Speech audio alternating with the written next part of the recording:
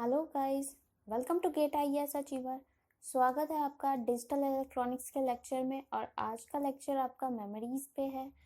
Memories बहुत basic topic है, but इसके छोटे छोटे पॉइंट्स हैं जो आपको बस देखना है। थोड़ा सा कॉन्सेप्चुअल है, थ्योरेटिकल टाइप है, बिल्कुल भी न्यूमेरिकल नहीं है इसमें। थोड़ा सा आप लोग ध्यान दे लो। ये टॉपिक अगर एक बार पढ़ लिया तो नेक्स्ट टाइम बस एक रिवीजन की ज़रूरत है और कुछ नहीं। ये टॉपिक ओवरऑल बहुत ही बेसिक्स है। तो आज हम स्टार्ट करते हैं बिना टाइम वेस्ट किए हुए। मेमोरीज हमारा 3 टाइप्स में हमने डिवाइड किया है मेमोरीज को। एक तो आपका रजिस्टर पार्ट है, दूसरा primary memory, secondary memory. Register आपको पता है कि ये सबसे फास्टेस्ट है as a cache type, but ये कैचे नहीं है, कैचे कुछ अलग होता है, ठीक है। रजिस्टर के बाद आप लोग सेकेंड पार्ट देखेंगे कि प्राइमरी मेमोरी है, उसके बाद सेकेंडरी मेमोरी। प्राइमरी मेमोरी में आपका S RAM and D RAM आता है।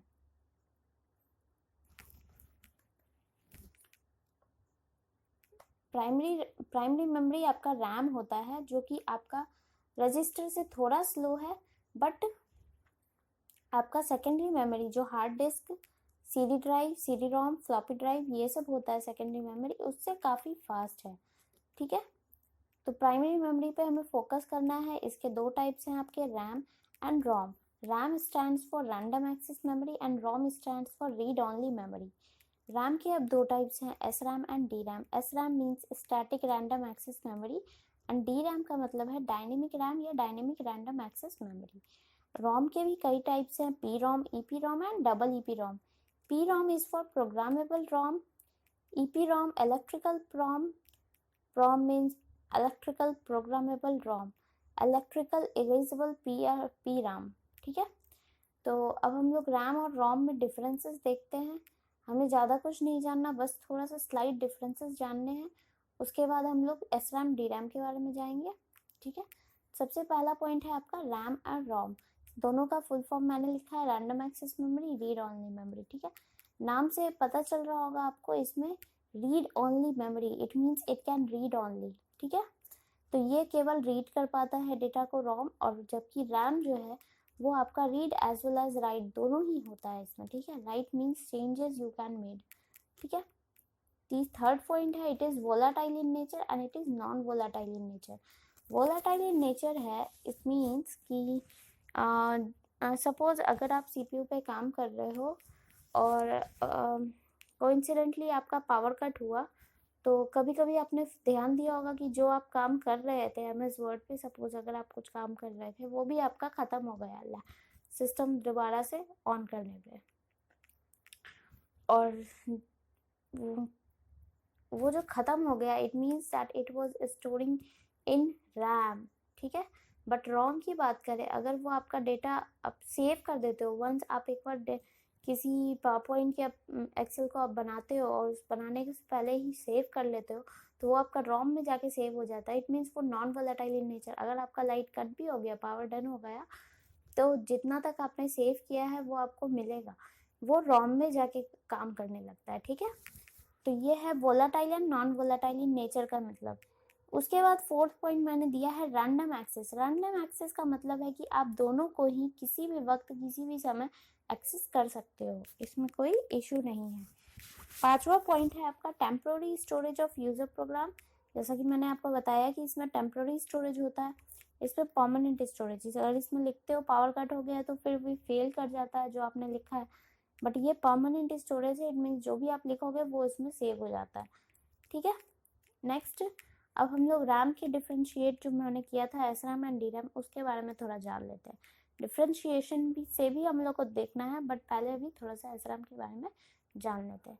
एस रैम आपका क्रॉस कपल्ड ट्रांजिस्टर होता है, ठीक है। 2 ट्रांजिस्टर को क्रॉस कपल कर दो तो वो एस रैम होता है। जैसे यहाँ पे मैंने एक क्रॉस कपल दिखाया है, इसको मैंने क्रॉस कपल्ड इस तरह का होता है, मतलब एक का नोड दूसरे से दूसरे का इनपुट बनाओ, दूसरे का आउटपुट पहले का इनपुट बनाओ, और क्रॉस के जिगजैग में शो करो। तो ट्रांजिस्टर के तौर पे मैंने यहाँ बनाया एक, ये वीसीसी आपका सप्लाई वोल्टेज है। उसके बाद 2 ट्रांजिस्टर जिसको क्रॉस कपल मैंने करके दिखाया, 1 मिनट।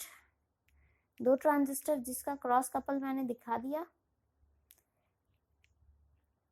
ये इस तरह से कनेक्ट होगा, ठीक है। उसके बाद और दो आउटपुट भी मैंने दिखा दिया, Q एंड Q बार। इस वाले को लॉजिक 1 सेंस दिया है मैंने इस ट्रांजिस्टर को, और इस ट्रांजिस्टर को लॉजिक 0। रेसिस्टर देने का पर्पस ये है कि अगर डायरेक्ट आप सप्लाई को ट्रांजिस्टर पे दोगे तो ट्रांजिस्टर आपका बर्न आउट हो जाएगा, इसलिए एक रेसिस्टर देते हैं हम लोग ताकि कुछ वोल्टेज ड्रॉप कर सके, ठीक है। अब हम बात करते हैं, दो केस आएगा मेरा, अगर हो सकता है ये पहला ट्रांजिस्टर ऑन हो दूसरा ऑफ हो। अगर T1 ट्रांजिस्टर ऑन होता है तो आपका लॉजिक 1 मिल जाएगा, अगर और T2 ऑफ रहने पे। अगर आपका T1 ऑफ है और T2 ऑन है तो आपका लॉजिक 0 स्टोर हो जाएगा, ठीक है। ये डायरेक्टली आपको डायग्राम से ही दिख रहा है।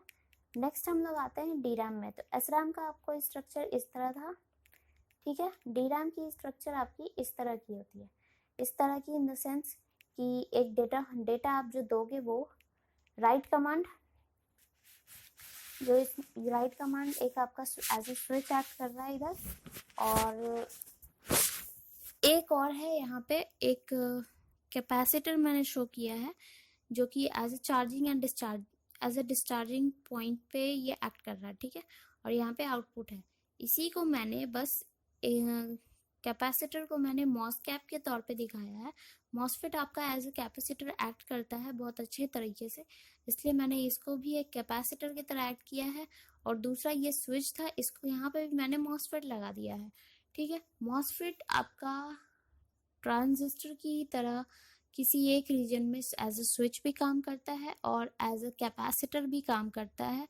ये बहुत बेसिक प्रॉपर्टी है मॉसफेट की और बहुत खास प्रॉपर्टी है एज अ कैपेसिटर एक्ट करना, ठीक है। तो ये मैंने इस डायग्राम को इसमें तब्दील किया। अब आपको अगर डेटा स्टोर करना है तो आपका राइट कमांड एक्टिव होगा। डेटा स्टोर करना है आपको, right command active, it means ये स्विच क्लोज, ठीक है। सपोज डेटा 1 है और राइट कमांड आपका स्विच क्लोज्ड है, ये डेटा आपका 1, ये स्विच क्लोज्ड, तो आउटपुट क्या मिलेगा आपको 1 मिलेगा। लेकिन क्योंकि डिस्चार्जिंग आउटपुट है, आउटपुट आपका डिस्चार्ज, कैपेसिटर की प्रॉपर्टी होती है ना डिस्चार्ज होने की, अगर डिस्चार्जिंग पाथ है तो डिस्चार्जिंग पाथ तो आपका इधर है, तो आउटपुट से ये डिग्रेड होते रहेगा डिस्चार्जिंग होते होते। तो इस चीज को हमें रोकने के लिए हमें रिफ्रेशिंग की जरूरत होती है हर 2 मिलीसेकंड पे, ठीक है। तो DRAM में एक दिक्कत आ गई कि आपको ये डिस्चार्जिंग से बचने के लिए आउटपुट बार बार डिग्रेड ना हो, इसलिए हमें रिफ्रेशिंग की जरूरत होती है। अब डिफरेंशिएशन पे आते हैं। सबसे पहला पॉइंट, SRAM DRAM में, पहले मेमोरी की बात करें तो SRAM में कैचे मेमोरी यूज होता है, DRAM आपका मेन मेमोरी यूज करता है, ठीक है। यहाँ जहाँ तक भी आपको पता हो गया कि ये कैचे मेमोरी यूज करता है, इट मीन्स इसकी स्पीड फास्ट होगी। कैचे का आपको पता है कि वो सबसे फास्टेस्ट होता है, तो इसलिए ये पॉइंट जो है कि SRAM फास्टर है, DRAM स्लोअर है, slower as compare to SRAM। I am not comparing to any other one, ठीक है। यहाँ पे स्लोअर मैंने SRAM के कंपैरिजन में लिखा है DRAM को, ठीक है। दूसरा, data is stored in cross couple logic gate, ये मैंने आपको थियोरेटिकली में बताया, और यहाँ डेटा आपका मॉसफेट में स्टोर होता है, ठीक है।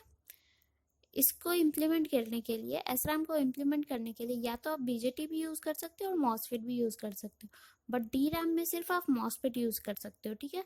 एक मॉसफेट आपका एज अ ट्रांजिस्टर एक्ट कर रहा है और एक मॉसफेट आपका एज अ कैपेसिटर एक्ट कर रहा है, ठीक है। यहाँ 1 bit is equal to 6 transistor होता है आपका 6 SRAM में, बट यहाँ DRAM की बात करो आप तो 1 बीट के लिए 2 मॉसफेट की जरूरत होती है, ठीक है। मेमोरी कैपेसिटी कम होती है, कैचे का आपको पता है छोटा होता है और फास्टेस्ट होता है, इसलिए मेमोरी कैपेसिटी इसकी कम होती है। ये मेन मेमोरी यूज करता है, इट मीन्स कि यहाँ पे मेमोरी कैपेसिटी ज्यादा होती है। डिसिपेट्स मोर पावर, SRAM की ये डिसएडवांटेज हो गई, ज्यादा पावर डिसिपेट करता है, जबकि DRAM लेस पावर डिसिपेट करता है। यहाँ SRAM में कोई रिफ्रेशिंग की जरूरत नहीं होती, बल्कि DRAM में होती है। ये मैंने लास्ट आपको बताया था, आउटपुट डिग्रेड ना हो जाए इस कारण रिफ्रेशिंग की जरूरत होती है। और दोनों ही वोलाटाइल इन नेचर है, volatile in nature means temporary storage of data, दोनों ही रैम है इसलिए वोलाटाइल है, ठीक है। अब बात करते हैं हम रोम की। रोम इज रीड ओनली मेमोरी, ये आपका कॉम्बिनेशनल सर्किट है जहाँ पे आपका फर्स्ट सर्किट आपका डिकोडर होता है, दूसरा सर्किट इनकोडर होता है। Decoder means and gate, encoder means or gate. जब इसका एक न्यूमेरिकल हम देखेंगे तो आपको क्लियर हो जाएगा, ठीक है। ये परमानेंट मेमोरी है, यूजर इसके लोकेशन को चेंज नहीं कर सकता, ये पहले से प्रोग्रामेबल होती है और इसको इस कारण हम लोग मास्टर रोम भी कह सकते हैं, ठीक है। कुछ 3 टर्म्स और हैं हमें, उसका हमें डेफिनेशन बस फुल फॉर्म जानना है और काम क्या है वो बस जानना, और कुछ नहीं। PROM programmable read only memory, PAL programmable array logic, PLA programmable logic array, ठीक है। कंक्लूजन पे आते हैं directly.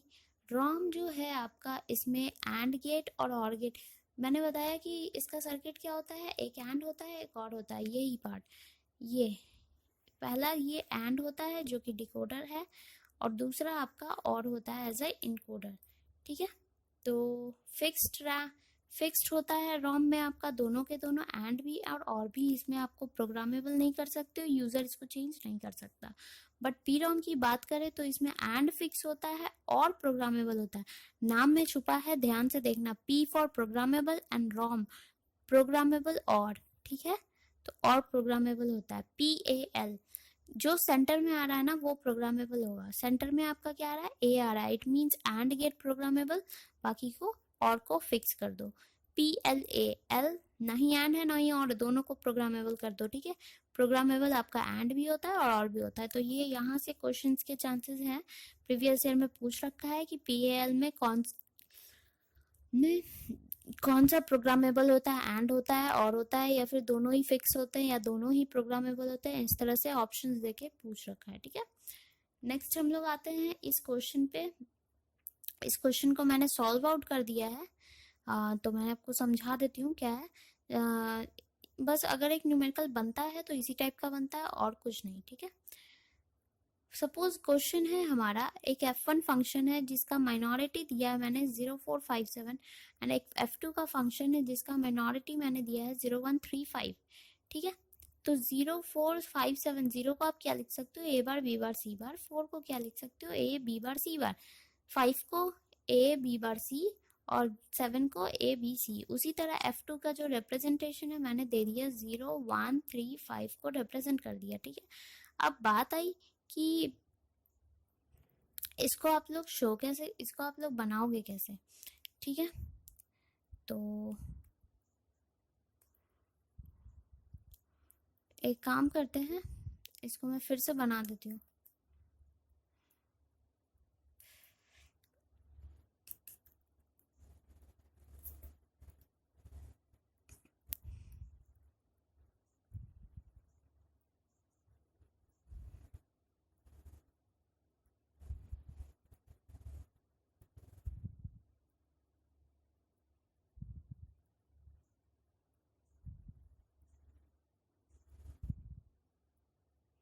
Zero four five seven एक फंक्शन लिया,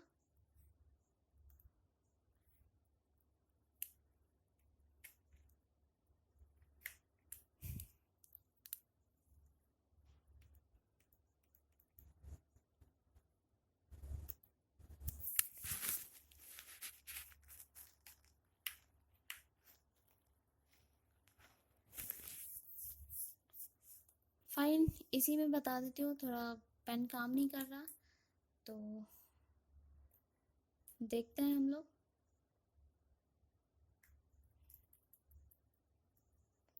यही था आपका,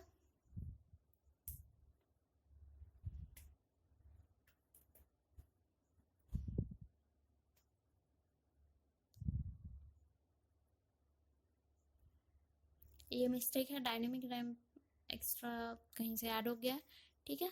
तो ये आपका 3 वेरिएबल था, तो सबसे पहले हम लोग क्या किया, हमने 3 वेरिएबल डाल दिया ABC, ठीक है। उसके बाद यहाँ इस सबका नॉट भी अवेलेबल है, इसलिए हमने एक नॉट गेट भी अवेलेबल कर दिया। अब उसके बाद आपको दिख रहा होगा कि पहले सबका एंड है एंड देन उन सबका और है, तो हमने क्या किया, एक एंड गेट लिया, कितने अलग अलग डेटा थे उतना ही एंड गेट लिया मैंने, 0 इसी में से कॉमन कर लेंगे, 1 2 3 4 5 एंड 6 0 1 3 4 5 7, ये 6 डिजिट है जो कि कॉमन करके ओवरऑल है। इसलिए इन 6 डिजिट के लिए 6 एंड गेट हमने बनाया, 6 एंड गेट बना दिया हमने। जो प्रोग्रामेबल है उसको हम लोग इस तरह करते हैं, arrow mark, cross mark sorry, ठीक है, क्रॉस मार्क से रिप्रेजेंट करते हैं। जैसे यहाँ पे ए बार बी बार सी बार हमें लेना था, तो ए बार के इस नोड पे हमने क्रॉस किया, बी बार के हमने इस नोड पे क्रॉस किया एंड सी बार का इस नोड पे क्रॉस किया, ठीक है। और इसको कहाँ दे दिया, एंड गेट में, A B bar C bar, it means A B bar C bar. 4 को आपको रिप्रेजेंट करना है, तो मैंने ए को इस नोड से कनेक्ट किया, मैंने B bar and A B bar and C, ये 5 है आपका, ठीक है, मिस्टेक हो गया यहाँ पे, ये 5 है आपका, ठीक है, ये यहाँ पे कनेक्ट होगा।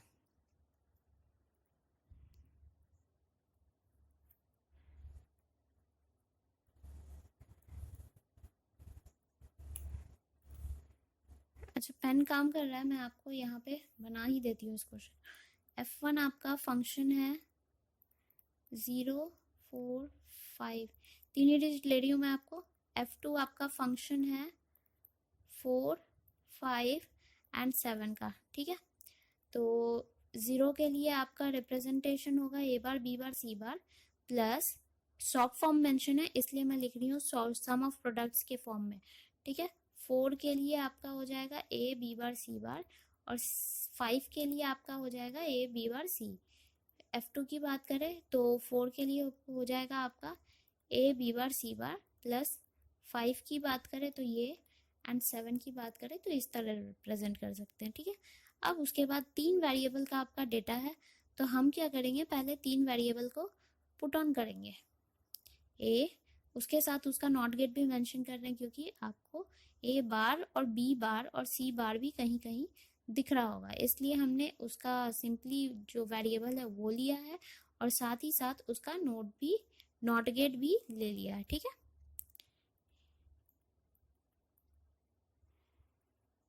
नाउ अब हमें क्या लगाना होगा, एंड गेट लगाना होगा। तो हम लोग एंड गेट लगाते हैं, ये 0 के लिए है, ये 4 के लिए, ये आपका 5 के लिए एंड ये आपका 7 के लिए, ठीक है। इतने बाकी कॉमन थे इसलिए मैंने नहीं लिया है हर एक को, जितने आपके डेटा आएंगे उतने आपको एंड गेट लेने होंगे, ठीक है।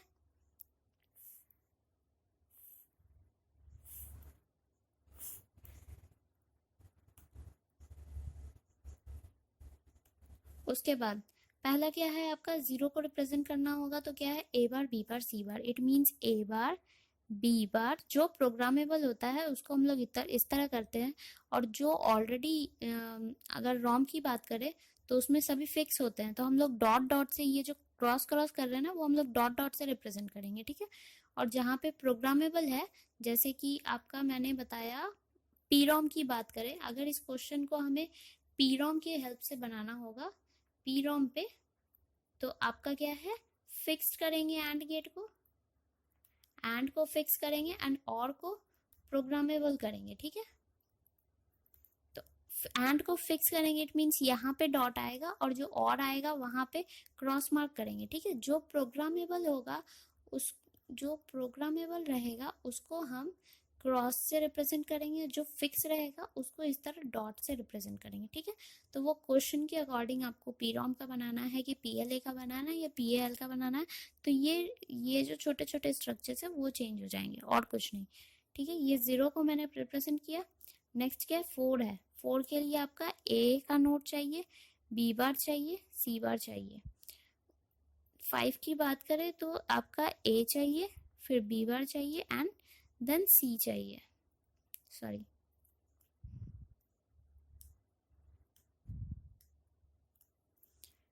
सेवन के लिए ए बी एंड सी।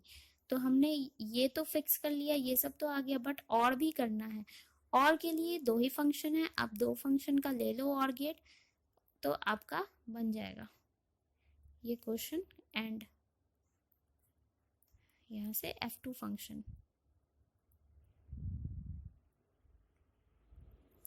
तो इस फंक्शन के लिए पहले फंक्शन F1 के लिए आपका क्या है, 0 4 5, इट मीन्स ये 0 4 एंड 5, अगर यही फिक्स रहा तो डॉट से रिप्रेजेंट करोगे।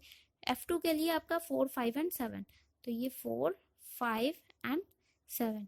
तो इस तरह से आपका ये क्वेश्चन बन गया है। यहाँ पे मैंने दोनों ही शो किया है। क्रॉस मार्क इट मीन्स ये प्रोग्रामेबल एंड